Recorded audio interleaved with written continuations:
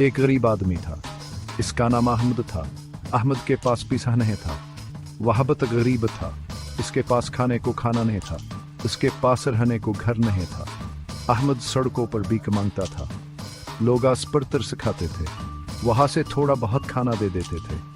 अहमद भूखा सूता था, इसकी जिंदगी बहुत मुश्किल थी। अहमद मायूस हो गया था, वह अपनी गुर्बत से तंग आ चुका था। वो सोचता था कि काश इसके पास भी पैसा होता, काश वो भी अच्छा खाना खाता, काश वो भी एक घर में रहता। एक दिन अहमद एक दरख्त के नीचे बैठा था, वो बहुत उदास था।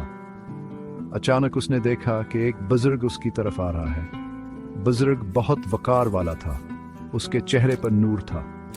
बुजुर्ग अहमद के पास आया, उसने अहमद की हालत देखी। बुजुर्ग को अहमद पर तरस आया। उसने अहमद से पूछा, बेटा तुम इतने उदास क्यों हो? अहमद ने बुजुर्ग को अपनी कहानी सुनाई। उसने बताया कि वो कितना गरीब है, उसने बताया कि वो भूखा सोता है। बुजुर्ग ने गौर से अहमद की बात सुनी।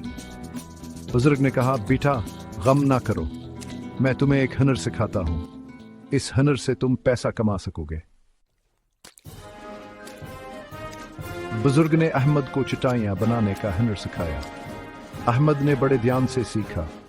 वह दिन रात मेहनत करता था, वो खूबसूरत चटाइयां बनाता था। अहमद बाजार में चटाइयां बेचने लगा। इसकी चटाइयां बहुत पसंद की जाती, लोग दौड़ दौड़ से इसकी चटाइयां खरीदने आते थे। जल्द ही अहमद की चटाइयां मशहूर हो गईं। अहमद ने खूब पैसा कमाया, उसने अपने लिए घर बनाया, उसने अच्छा खाना खाया। इसने अपने इर्द गिर्द के गरीबों के मदद किया, अंदर खुश था। इसकी जिंदगी बदल गई थी। यह कहानी हमें बताती है कि मेहनत और हमत से हम अपनी जिंदगी बदल सकते हैं। हमें कभी मायूस नहीं होना चाहिए, हमें अल्लाह पर भरोसा रखना चाहिए। अल्लाह ताला मेहनती इंसानों से प्यार करता है, वह उनकी मदद करता है। हमें भया हमद की तरह मेहनती बनना चाहिए।